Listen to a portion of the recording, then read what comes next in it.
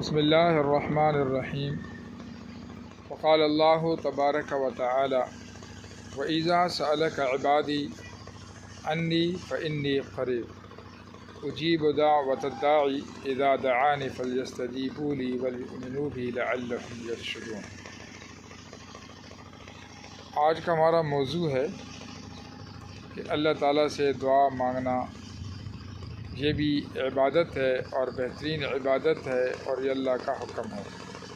جس طرح اللہ کے اور بہت سارے حکم ہیں، کھانے کا، پینے کا، نکاح کا، اسی طرح یہ بھی اللہ تعالیٰ کا بہت بڑا حکم ہے۔ وَإِذَا سَأَلَكَ عِبَادِي عَنِّي فَإِنِّي قَرِيبٌ۔ اللہ تعالیٰ نے فرمایا کہ جب بھی کوئی مجھ سے میرے بارے میں پوچھے تو آپ کہہ دینا کہ میں بہت قریب ہوں، اور جو مجھے پکارتا ہے میں اس کی پکار کو سنتا ہوں۔ جو بندے کا لفظ بولا وَإِذَا سَأَلَكَ عِبَادِي کہا، یہ نہیں کہا کہ جو کوئی عالم یا کوئی مفتی یا ولی یا نیک یا نبی یا رسول یا کوئی بہت متقی اور تہجد گزار اور جو مکمل روزہ دار ہو اور کبھی گناہ نہ کیوں، ایسا بندہ پکارے نہیں۔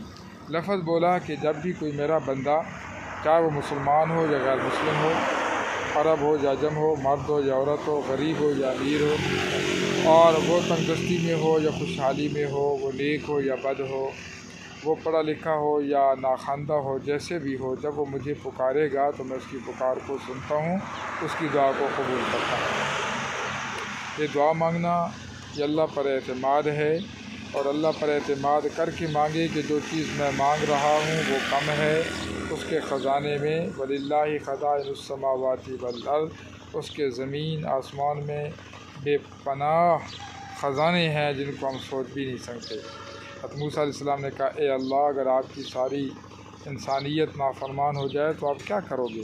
تو اللہ تعالیٰ نے فرمایا کہ موسیٰ، میری خزانوں میں سے ایک ایسا جانور ہے، میں اس کو چھوڑ دوں گا تو ایک لقمہ بنا کر سب کو ختم کر دے گا۔ اللہ کتنے خزانے ہیں۔